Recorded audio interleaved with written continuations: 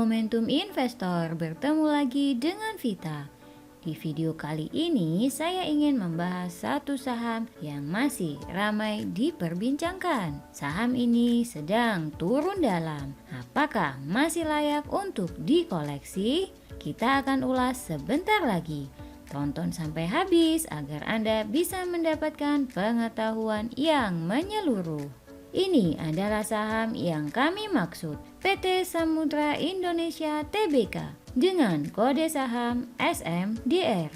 Seperti biasa, disclaimer on ya, video ini hanya merupakan video edukasi, bukan rekomendasi menjual ataupun membeli saham. Kerugian atas hasil investasi adalah di tangan Anda sendiri. Jadi selalu berhati-hati sebelum melakukan transaksi jual beli saham. Kami telah menganalisa laporan keuangan terbaru yang telah terbit. Berikut adalah hasilnya. Yang pertama, aset. Kas perusahaan meningkat dari 234 juta dolar menjadi 334 juta dolar atau meningkat 42%.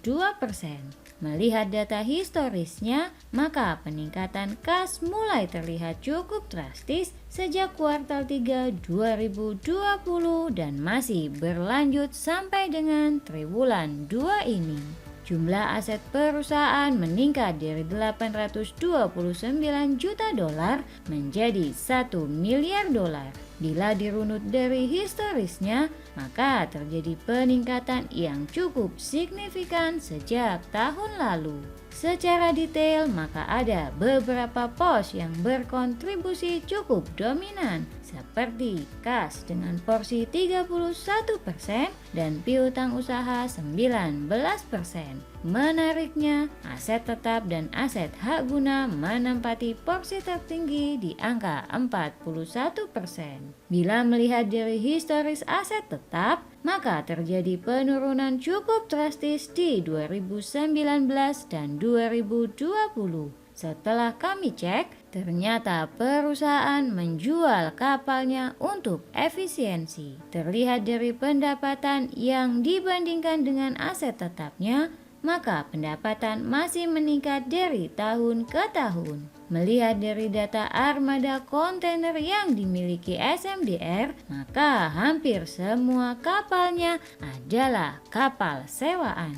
Hanya 3 kapal yang dimiliki oleh SMDR.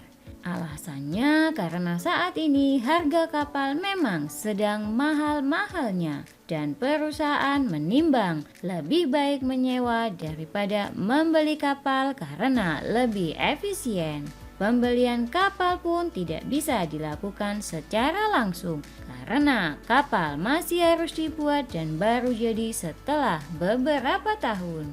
Yang kedua, liabilitas. Liabilitas perusahaan meningkat dari 447 juta menjadi 536 juta dolar. Dari grafik terlihat data liabilitas yang meningkat dari tahun ke tahun.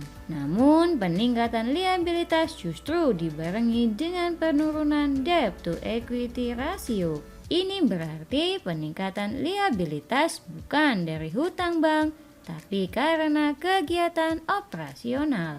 Yang ketiga, ekuitas. Saldo laba meningkat dari 216 juta dolar menjadi 321 juta dolar. Dari historisnya terlihat peningkatan yang drastis dari sejak 2021 lalu.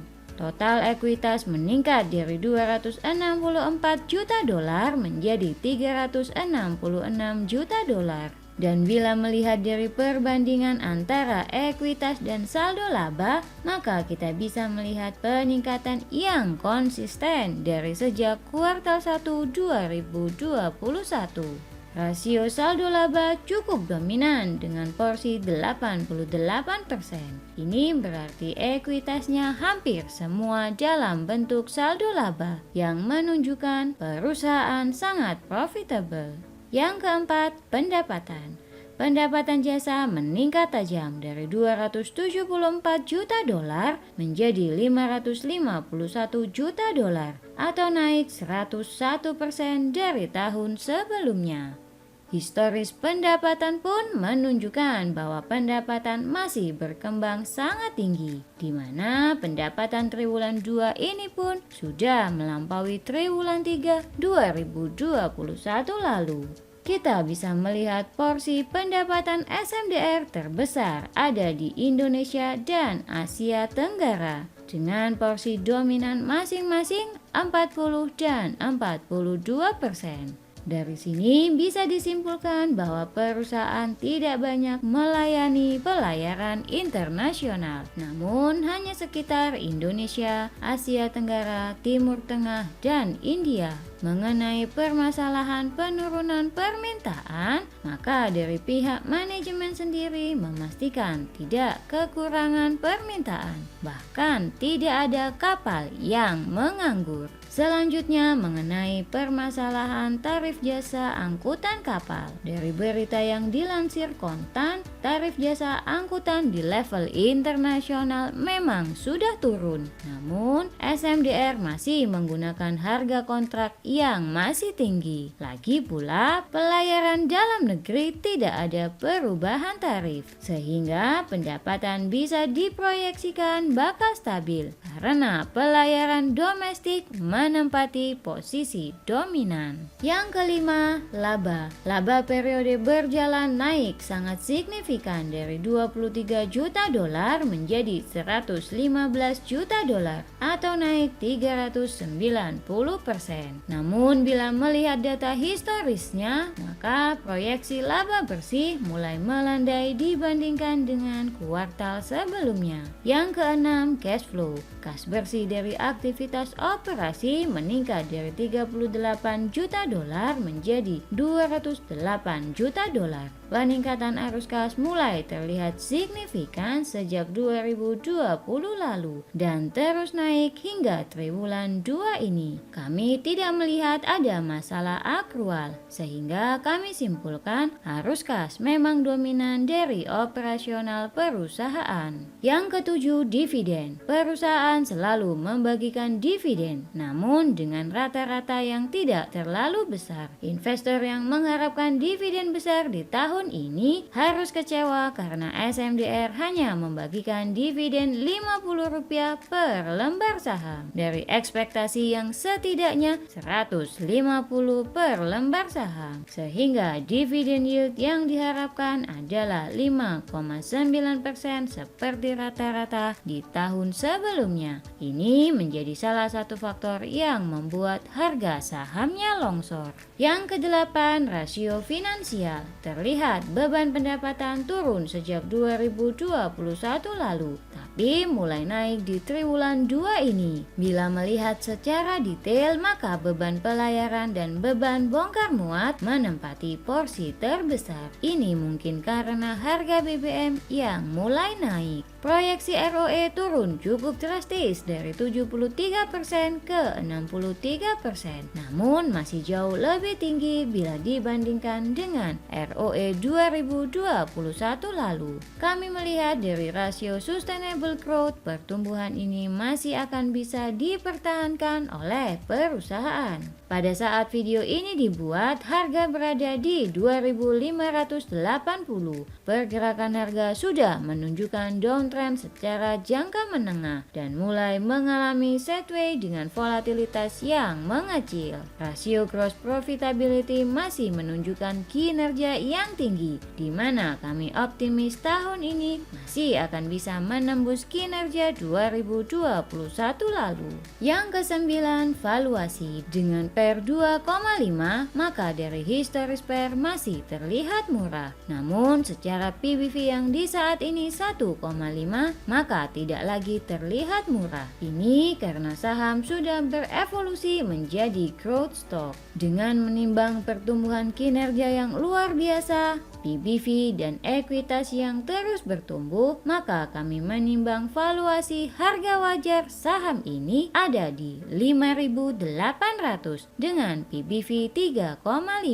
Ini karena kami masih optimis perusahaan bisa mempertahankan kinerjanya sampai akhir tahun. Dengan pernyataan dari pihak manajemen bahwa kapal penuh sampai akhir tahun ini dan juga melihat rasio kinerja yang masih lebih tinggi dari tahun sebelumnya. Yang ke-10, momentum. Kami menghitung potensi penurunan harga yang cukup dalam dengan simulasi Monte Carlo. Resiko penurunan adalah sebesar 10 hingga 28%. Dengan risk reward yang cukup tinggi di 4,5 kali, saham ini sudah tergolong high risk. Selain volatilitas, maka sentimen stock split menjadikan saham akan semakin liquid dan pada umumnya harga saham akan mengalami penurunan yang cukup dalam, setidaknya dalam jangka pendek setelah stock split. Maka bila ingin mengkoleksi saham ini harus berhati-hati dengan dua faktor resiko tinggi tersebut, dari volatilitas dan dari sentimen stock split. Apakah Anda masih berminat untuk mengkoleksi saham ini atau masih hold atau malah sudah jual? Bagi komen di bawah ya. Setelah menganalisa saham ini, maka kita telah sampai pada kesimpulan. 1.